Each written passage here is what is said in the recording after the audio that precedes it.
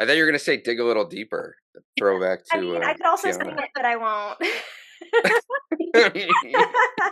Corey's Singing it in dancing. my head over here.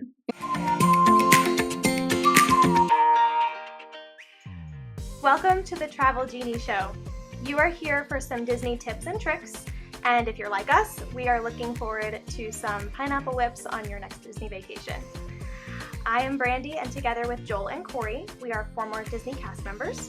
Sherida is our resident annual pass holder, and Allie is our Disney Vacation Club member. Together, we are all travel advisors. Our purpose for the show is that we truly know how overwhelming and stressful a Disney vacation can be. And we also recognize that a successful vacation can often be the result of hundreds of hours of research that you probably don't have time for. So during this show, we're going to be providing you with some tips and tricks on a weekly basis for sure. But really, our heart's desire is to provide you with the ability to go on the most spectacular Disney vacation. So for this episode, we thought it would be a good idea to let you get to know us a little bit. We're also going to be sharing some really juicy tips that we give to our clients, so be sure to stick around for those at the end. And for the record, we have not discussed our answers to most of these, so that's how we're going to be conducting most of our episodes. So in a way, we're experiencing this live along with you. So first, what is your favorite Disney memory? Joel, would you start us off? Thank you, Brandy. So I was thinking about all the different memories that I have at Disney, whether it's cruise line, Disney World, and the memory that immediately came to my mind was my engagement.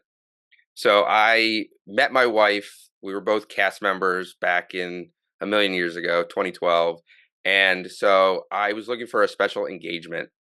So I figured Cinderella's Royal Table would be the best place. So the engagement part is actually not the memory that I want to focus on, though a huge memory. I kind of blacked out during it. So honestly, I don't have a lot of memories from that moment. But I remember we spent the day at the park and then we walked up to Cinderella's Royal Table to check in. And one of the things that I coordinated with Disney ahead of time was that they were going to create a glass slipper, just like Cinderella. Engraved on it would be our names, the date, a special message. And then they'd put it on a dessert plate and then reveal it for the big engagement.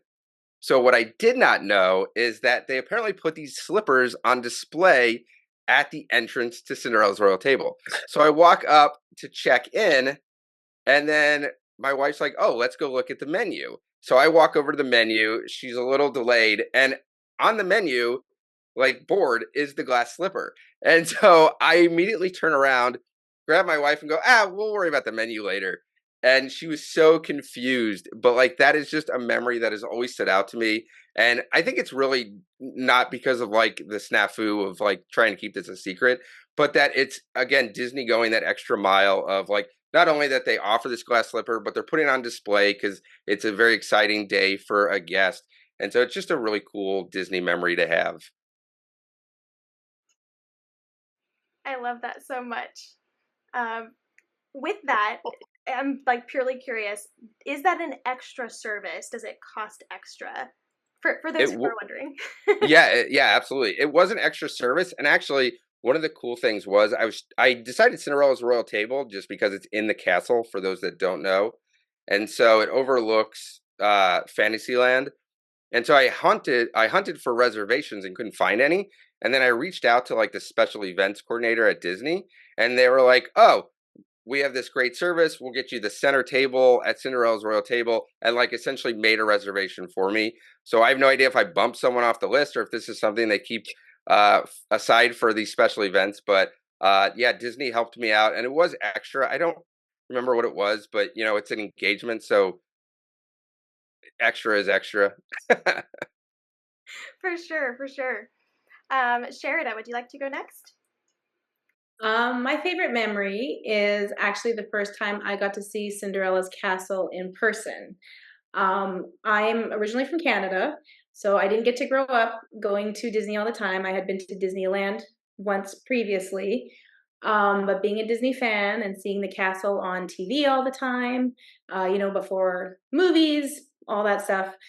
I just remember standing on Main Street at 21 years old, being in awe of this castle. The fact that I was really there, standing there in person, it was amazing. From that moment on, I was hooked on the magic, and even to this day, 20 some years later, it's a view that does not get old. I still love standing at the end of Main Street and looking down to see the castle. I'm sorry, was that 20 something? 15. There you go. There you go. Not a day over 10. Not a day over 29 over here. All right, Corey. So kind of, we're gonna get back to Magic Kingdom just like everybody else so far. I kind of grew up just like Sherida. You see this stuff on TV. I live all the way in Texas, so it's like I want to go so badly. Like I'm watching these movies, and it's like it's a magical thing. I was like, we have to go sometime. We went when I was a kid, the whole family. It was a great time. I don't remember much because I was like 9. We don't even talk about how long ago that was. My favorite Disney memory is probably when I was first a cast member and I was on my first college program and walking into the park as a cast member of the park, because I was a cast member first in Magic Kingdom, which is why it's always my second home. It's always my favorite park. Kind of the same, just to walk around there and be like, I work here. Like this is my job. I'm here. I've made it. Like this is the place. Is the ultimate thing. And I'm like, I'm actually working here. I'm getting chills thinking about it because like it was such like a catalyst for my whole career and future involving Disney. I love that, and I totally relate to that too. I felt the exact same way. Allie. Well, I'm jealous of the cast member memory. I wish I had that under my belt, but my favorite memory is from a family memory from spring break of 2018. My father-in-law had been diagnosed with cancer, and we had been going to Disney as a family of 5 with my in-laws for several years prior to 2018. And we were taking one more trip together. And the memory is kind of bookends of the beginning, the first thing that we did and the last thing that we did. His favorite ride was Soarin', and he also loved fireworks, especially Disney fireworks. So when we got there, the first park that we went to was Epcot, and the first ride that we went on together was Soarin', and the 7 of us sat across in the row, and we all held hands and, took off on our flight and all looked at each other, and everybody got really emotional. And it was it was like a core memory as an adult, right? That's how we started out the trip. And then our last night there, we had dinner at Narcoossee's. And then during the dinner, they were doing the Magic Kingdom fireworks across the water. And so we went out back and sat again on a bench all together as a family and held hands and watched, I think, was it Wishes or Happily Ever After at that time? And they piped the music in, and again, we all started crying. And it was just both of those, like the beginning of that trip and the end of the trip, were such special memories to have. It was 6 years ago or 5 years ago. I still feel like it was yesterday. So that'd be mine. I love that. That's so special. So mine. When I was in my Disney college program, that was back in fall of 2010, my then boyfriend came up to visit, and the backstory is that we had only been dating for about 4 months before I went on my college program, so it was still kind of early, and I was still figuring out, like, does he have all of the checks in the box to, like, that make this a full lifelong thing. And we went to Magic Kingdom, had a great day. And then we were watching the fireworks. And at the time, the fireworks was Wishes. And for those who haven't seen the Wishes show, there's this one line, and it's the Blue Fairy. And she says, remember, we must always believe in our wishes, for they are the magic in the world.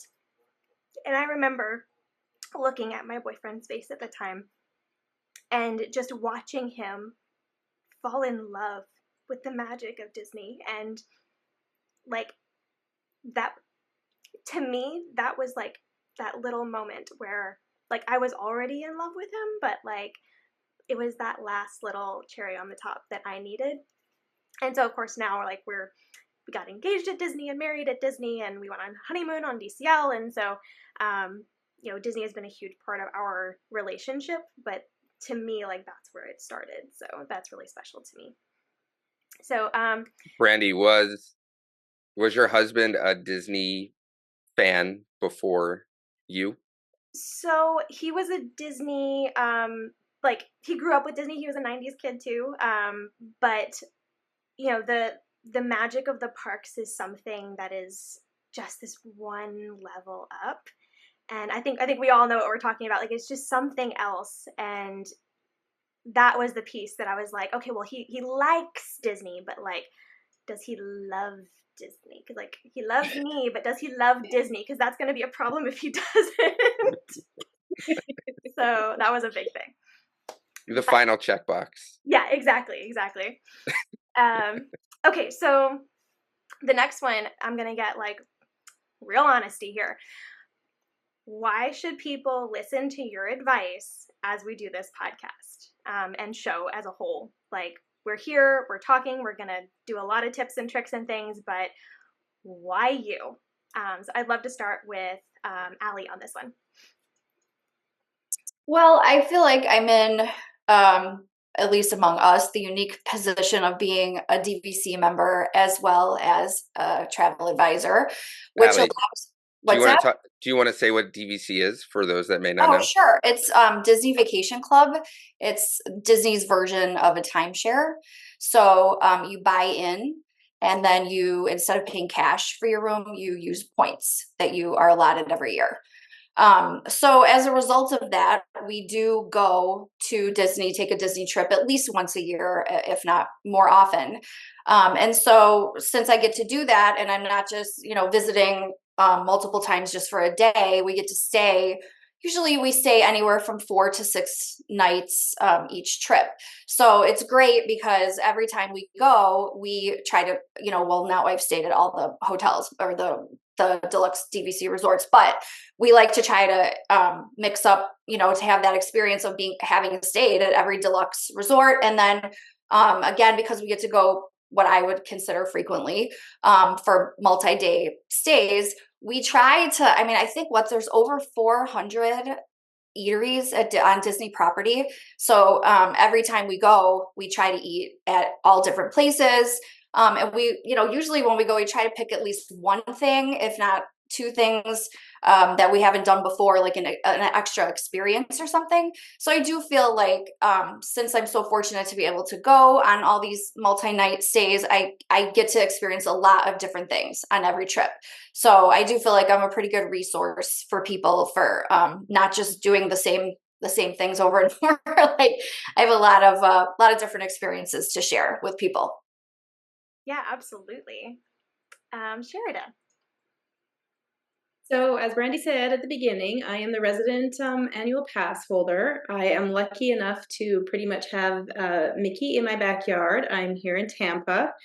My kids and I have been annual pass holders now for about 14 years, I think. I have done Disneyland multiple times. I have done Disney Cruise. We are in the parks all the time. I think these guys can attest to that. I seem to be there a lot. But I've also done Disney at different stages. I have done it as an adult by myself. I have done it with kids at all different ages and stages.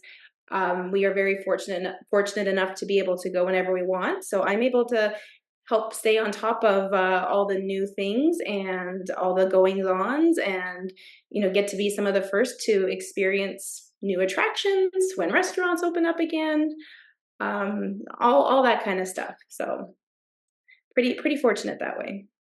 For sure. Let's do Corey and then Joel. So kind of quick little plug. Anybody who has the opportunity to do college program, I 1000% advise you to do it. I think it's one of the best experiences you can have as long as it's something that you're able to do. You will be taking off a semester of college, so just keep in mind you're going to be taking some time away. Now, that kind of ties in, since a lot of my experience started with my college program, I understand.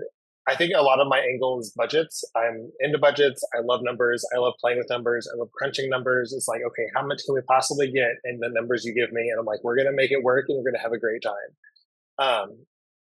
I've had multi-generational trips because living down there and working down there, everybody's like, oh, we're going to come see you.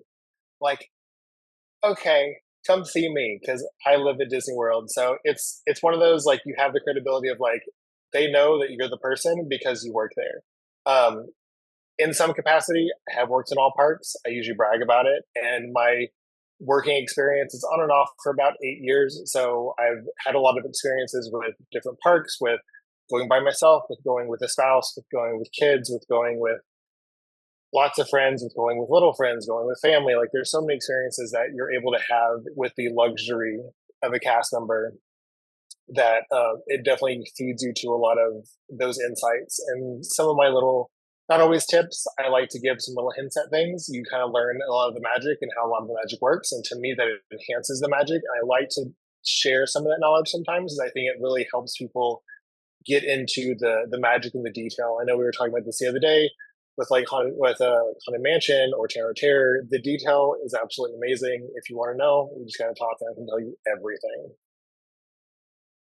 No, that's so true. And I love the backstage tours for the same reason, because like getting to see all of how everything works is so much fun. And then, unfortunately, that's something a lot of people don't take a lot of time to do. They're kind of like do the parks in and out, but man, those backstage tours are fantastic. I've got to ask Corey, did you ever get the question of do you live in the castle or in the park? Because I definitely did. I never got that one, but it was always like, how do we go and see the room? And I'm like, what room? And they're like, the hotel room up there. I'm like, what are you talking about? One, to preserve the magic, and two, because I don't even get to see that. I actually did used to work in Cinderella's Royal Table, so I do know a lot of the experience that Joel had because I've witnessed them before. It's an amazing experience to have that engagement and even a meal in the castle. It's a really cool thing. Every now and then we do have the elevator that just happens to go up and you see the entrance to the suite. Mind you, it's just a little foyer, but I'm like, let me see. And then like it closes. So like never like, do you live here? But sometimes it's like, you live close, right? And I'm like, I live very close. I could almost live on property. Like I live very close. That's awesome. Joel. Yeah, so it's an interesting question. So much like Brandy and Corey, I got my start during the Disney College program back in fall 2012. And then I would stay a cast member for almost a decade. So I've worked at every park. I've worked various different positions, whether that's fireworks or opening night of nighttime spectaculars, attractions. I've worked at the water park. And so I definitely have seen almost every aspect of Walt Disney World. Um, I've gone as a guest with multi-generational, with my young daughter at 2 and also 3 years old. We have a trip coming up actually that'll be for my son, who's going to be an infant at the time, and so definitely seen it from both sides. But not just Disney World. One of the things that I thought about too is I've spent almost a month at sea on Disney Cruise Line. And then I've also been an annual pass holder at Universal down the road. So I was thinking, Brandy, you asked Corey what, if he gets asked if he lives in the castle. The question I always got was, where's Harry Potter? And so that's over at Universal. But it's awesome if you get down to Orlando, do that dual trip and enjoy Disney World and then bounce over to Universal and explore Harry Potter. And so, I've had experience over at Universal as well. And so, there are the secrets, the great places to stand, the attractions to see, maybe some that, maybe avoid if they're too long of a line. I've ridden, at a certain point, I'd rode everything that Walt Disney World offered. I haven't gotten to enjoy some of the newer stuff, though Guardians is incredible if you're looking for a thrill ride experience. And so, yeah, I just have a wealth of experience at Disney from both sides, guest and cast member, and am always happy to to talk about whatever's going on and find you the perfect fit and whatever budget is available for you. I love that. So yeah, so I don't know that I had actually put it together that we were all CPs, so college program students. So that's funny. So I'm a former Walt Disney World cast member and college program alumni. I got engaged and married at Walt Disney World. My honeymoon was on the Disney Cruise Line. My husband is military, and so I'm really familiar with the military discount system. I have eaten at 53 Walt Disney World restaurants, and I'm like chipping away at it. At some point, it's going to be all of them. I'm almost there. I think I'm a quarter of the way there, but it's really sad. But there's so many. They're so good. And then with that, I have an allergy to wheat. So not only do I love food, but also I'm dealing with that. So very familiar with the allergy system and processes around that. Disney is very good with all of that. I've done solo trips, couples trips, multi-gen trips, trips with small kids. And then I've been planning Disney trips for over 13 years. And I have been featured in the Washington Post, the New York Times, Inc., and Forbes. So that is me. So the next question, this one's my favorite, honestly. Why did you become a travel advisor? What was that moment and thing that made you want to become a travel advisor? I would love to start with Sherida on this one. Well, aside from the fact that we all love Disney, I think everybody should get to experience Disney stress-free. It can be overwhelming. There's many components to it. But it doesn't have to be daunting. It does not have to be daunting. So I love when I can give people advice and help them, and all they have to do is go and show up and enjoy their vacation. And that's the way Disney is meant to be. It's meant to, leave all the everyday stuff outside of the parks. Just go and be. So to be able to give that experience to families, to people, that's what I love. For sure. Allie? I feel like it was a really natural pathway that led me to the career. As I mentioned, having been a DVC member and like everyone else having an affinity for all things Disney, those two things for sure. But also, I was already planning Disney trips for family and friends before I became a travel advisor. So I kind of figured, hey, why not actually have this be my job instead of just doing it for free, right? So it was a real natural. I mean, it was just like all the pieces kind of laid in a row and led me right there. It was one of the best decisions I ever made. I absolutely love it. And like Sherida was saying, like being able to help someone else plan a great trip and have it be stress-free and also get somebody else super excited. Like I get goosebumps and I get excited when I am planning a trip for helping someone plan their trip like it's my trip.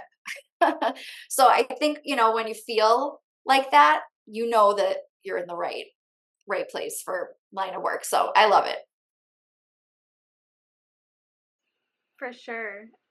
Joel and then Corey. Yeah, so I like to tell people that I want to take the work out of planning a vacation, or really a vacation as a whole. And so I always tell my clients, once your boots on the ground in your destination city, you don't have to worry about anything. Like, I got you covered. And so I really enjoy just being able to let them relax and enjoy their vacation, whether that's finding the best spot for the parade or the fireworks, or giving them that little nugget of, do this day here instead of that day because the lines are going to be shorter. And, like Sherida mentioned, Disney can be a lot of work. Like, there's a lot of components, there's a lot of nomenclature that people don't know. And as a cast member, there were so many guests that I saw show up that had no idea that they could plan certain things in advance, get dining reservations in advance. And then it was, well, how do I score that hot dining reservation? And you can't at this point. Like, once you're in Orlando, there's no way. And so just taking that work part out of the vacation and letting me wear that weight and that burden on my shoulders so that once you get to your destination, whether it's a cruise or Orlando or Disneyland, that you don't have to worry about it. You just get to relax and enjoy it. And as someone who works a lot, I know that a vacation should be stress free, and it's hard to do that when you don't have someone in your corner. So, kind of like jumping on the bandwagon of everybody else, but very similar, but also slightly different. I was I was already the Disney person. You're the Disney person, they come to you.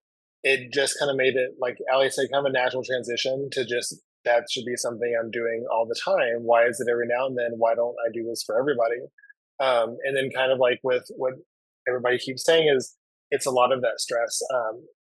Recent client, she was like, "Hey, I want to do it." I was like, "Okay, here's a couple options." She's like, "Cool." She's neurodivergent like myself, and she's like, "This is just too much to handle, and there's too many choices, there's too much to look at, there's too many things asking me questions." I'm like, "It's cool, that's me. I'm here to do it for you. You tell me your budget, you tell me what you think you want to do, I'll make it all work, I'll plan it all out, you'll be good to go." And it's also, I like I said, I like the budget. I like, this is what I have. I'm like, okay, we're going to cram as much as we possibly can. And I'm like, say, we're going to be like $10 short. We're going to make sure it all works and you get everything you wanted. And it's enjoying. They come back and they're like, that was a great vacation. I'm so happy. We're going to come back next time and use you again because I'll never do it myself because it's so overwhelming. It's so much to plan between the hotels and the transportation and the airports and the how do we get to the cruise terminal and how do I get, around the park, or we have mobility issues and I don't even know where to start with that. I'm like, I got it. I've already thought about it. I come to the meeting. I'm like, hey, these are all the things I think you're going to need to make your trip a good one. And they're like, I didn't even think about those things. That's what we're here for. That's what I'm here for. And I really enjoy getting people that vacation that everybody should be able to enjoy. Everybody should be able to go to Disney. And it's not as burdening as it needs to be, especially when somebody like us is doing it for you. So much truth, so much truth.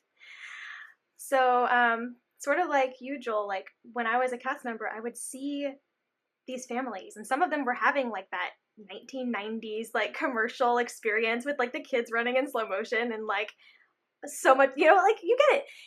And then some families weren't, and they were just having this awful time. And I would talk to them because like I want to turn their day around, right? And you find out that like the phrase "I just didn't know" would come out so often. And so what I figured out there was like, okay, well, it's research, it's preparation for this trip. And of course, like as a college student, I'm like, well, Disney's the most fun vacation ever. Why would you not do hundreds of hours of research, to prep for this? I mean, like, I didn't know. And then I became a mom and got it finally. Like I understood at that moment, like that look that I would see in the mom's eyes, like that look of just like wild-eyed, like pure overwhelm. Like I got it. I finally got it. And I understood the physical and the mental and the emotional load that is on so many moms.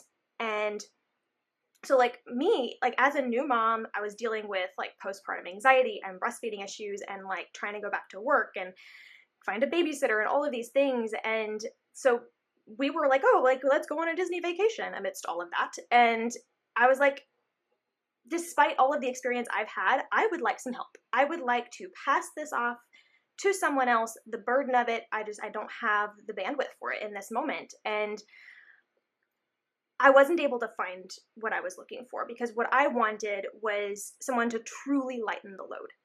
Someone to suggest restaurants that I would be able to eat at with more than just like a salad.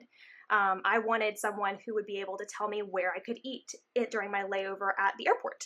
I wanted someone to spend the like 4 hours on hold with Disney when I had a question. I wanted someone else to tell me what stroller would be good to use in the parks.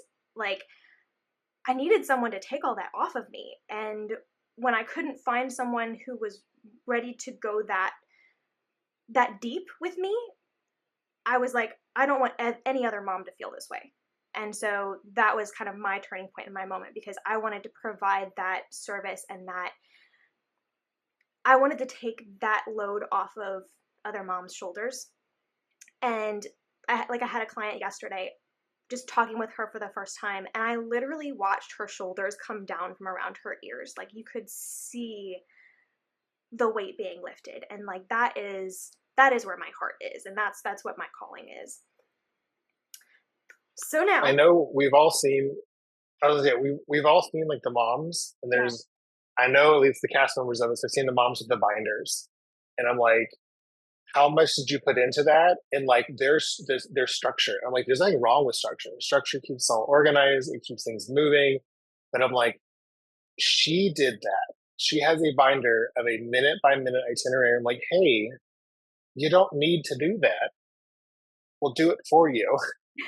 Because there's so much that goes into that. Just like we're all saying, there's so much that goes into this binder they've created.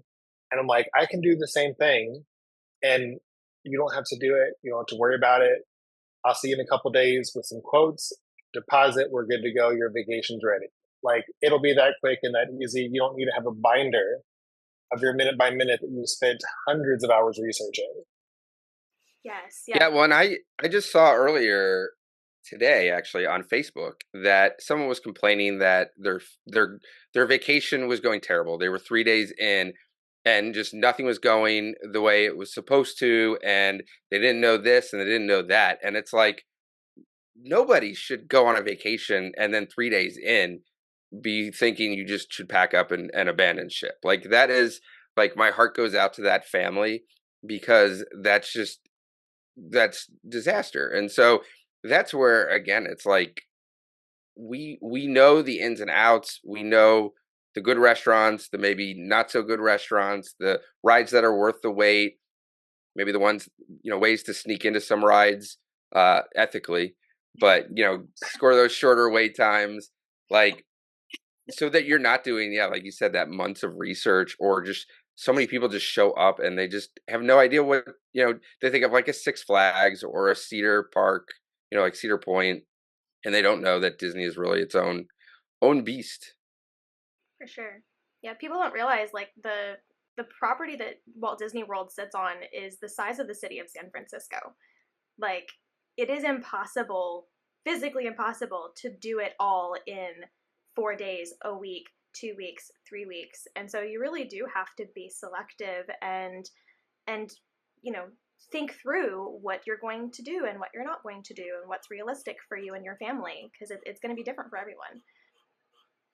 Which is a perfect segue, because I would love to dig into some tips. So what are some tips that, like, you give to your clients? So we're going to dive a little deep here.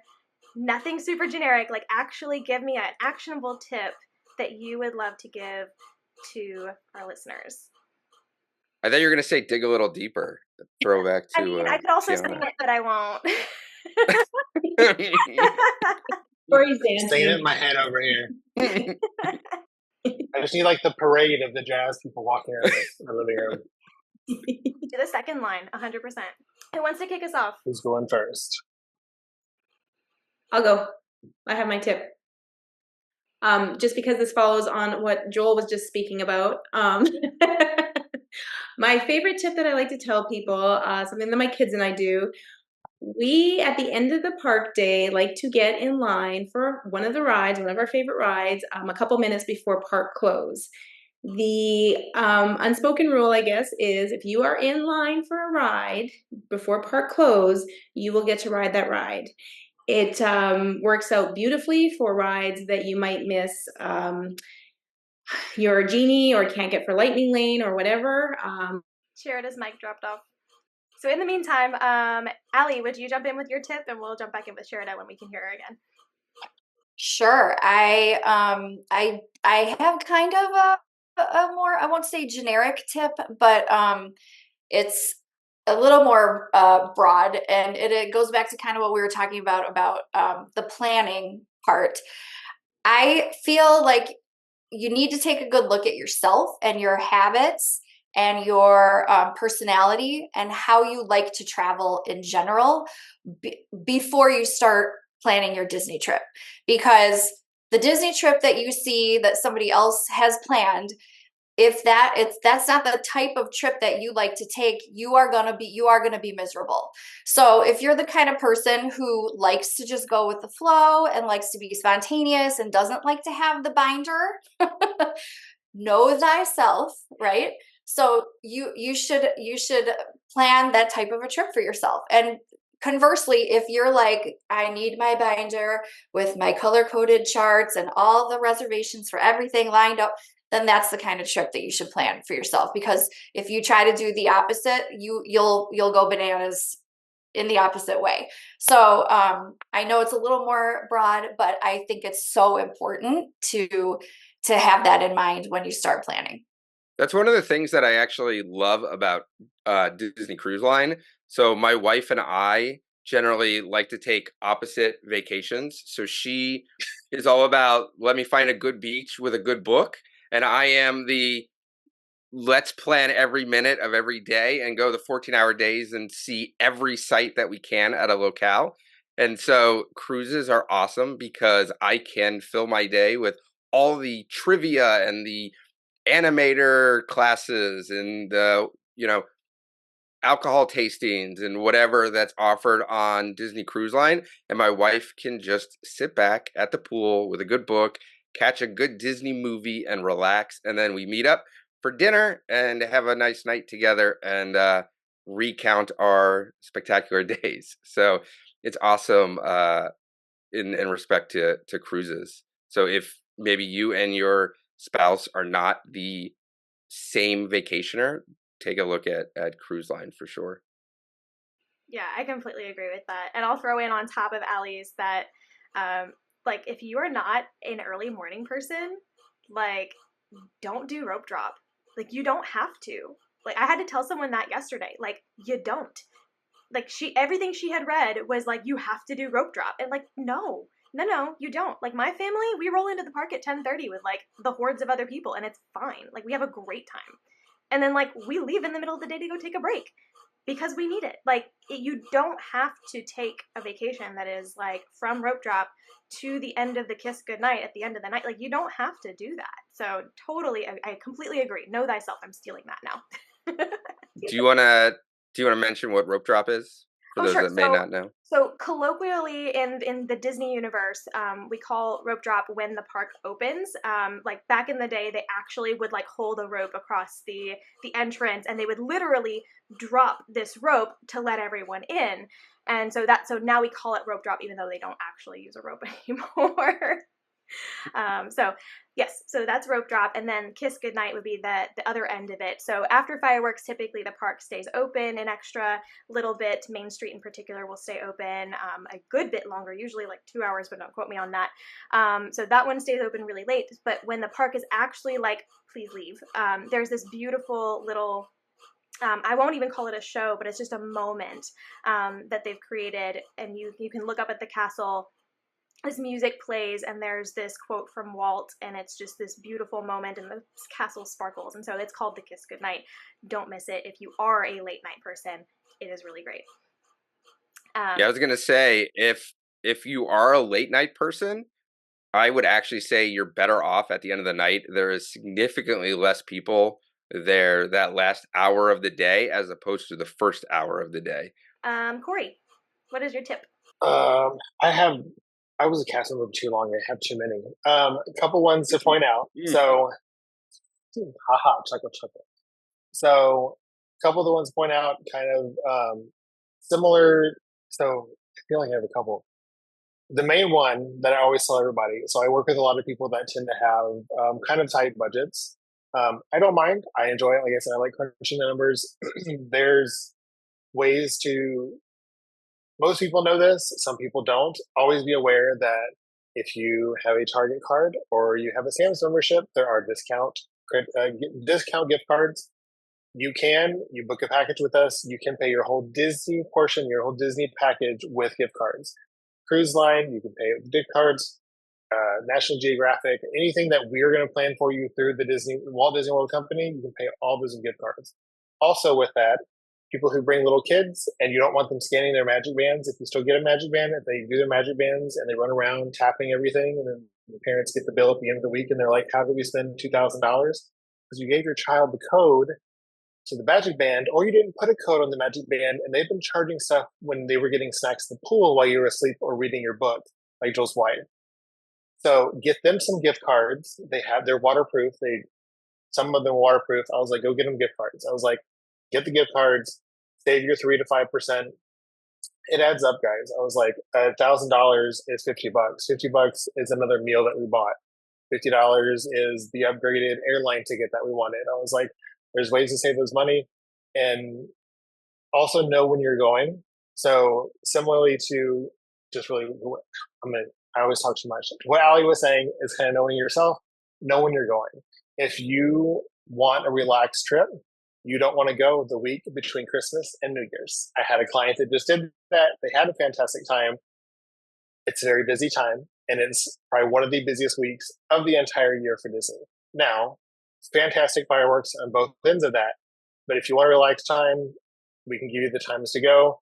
But there's definitely some other times to go if you're looking for a relaxed trip. Also, don't wing it if you go during a holiday. I had a gentleman come in for reservations. He wanted reservations. We mentioned there is a credit card guarantee. That's still a thing, guys. And he was like, oh no, we're fine. Mind you, he wanted a reservation for 6 on Thanksgiving. We said, okay, have a great day, sir. But just kind of be mindful of when you're there and what you're doing. If you want reservations on a holiday, make sure we're helping you to book those. Yeah, so much truth to that. Yeah, it's all of the planning, guys, all the planning. If you are buying gift cards, make sure you are buying Disney Parks gift cards.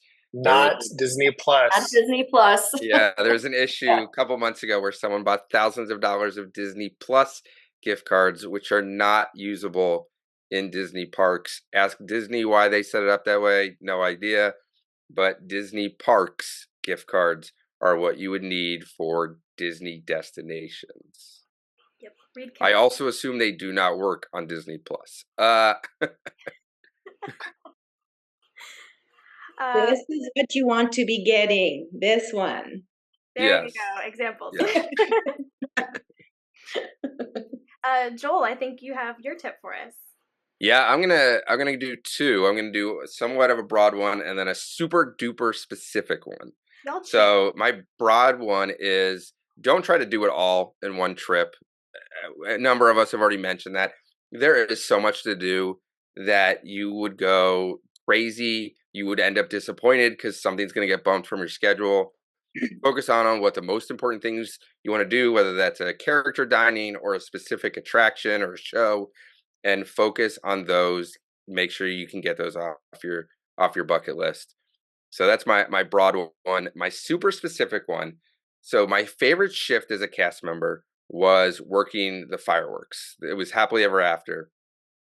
And so many people have no idea where a good place to watch the fireworks are.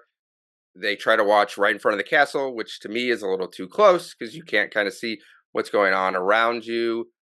So yeah, exactly. You have the stiff neck at the end of the show. Mm-hmm.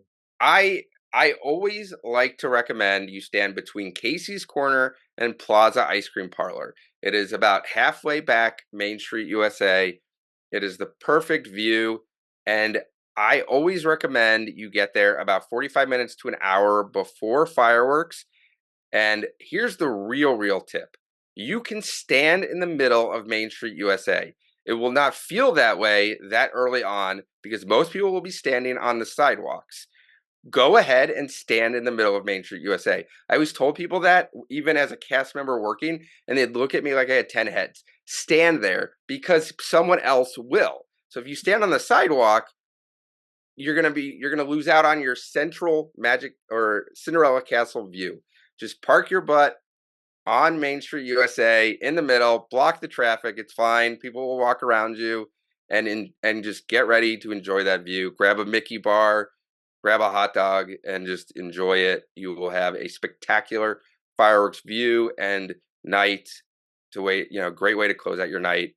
Just stand in the middle, block the traffic, and enjoy. For sure. And I'll add on to that a little bit that I see a lot of things going around right now about like, oh, stand behind the castle. And I'm like, okay, yes, it is less crowded back there generally, and you can see the fireworks. But what a lot of people don't mention in that discussion is that Happily Ever After, the current fireworks show as of 2024, is that show is very projection heavy on the front of the castle. And so if you stand in the back, you are missing, I would say, like 60% of the show. So it's really important to be on the front side of that castle if you've never seen the show before. If it's the only time you're going to see the show, be on that front side. I completely agree, Joel, with where to stand. That's a perfect spot. But if you're going to see the show a couple of times, potentially, if you have extra time in your vacation, like, sure, yeah, totally go in the back, watch it from there. It's a beautiful view. That's where I got to stand as a cast member most nights. It's really lovely back there, but just be aware that like that tip is going around. There's a caveat there. And Disney designs the show to be watched from Main Street USA. So just keep that in mind. And then also with that I would say with the same view that Joe was mentioning, it's at a perfect point to also see the projections on the Main Street buildings. If you're farther up, or you're in what they call the hub, which is the big circle right in front of the castle, if you're in the hub looking at the castle, it's also a good view, but you're missing a lot of projections behind you. I also have a TikTok, Travel Genie Corey, that I showed the entire panoramic of the whole Main Street as the projections are going, and it's nice to see both of them at the same time. So don't like limit yourself to the magic. Make sure you're in the middle of everything and see it all. So mine, y'all went fireworks. I'm gonna go parades.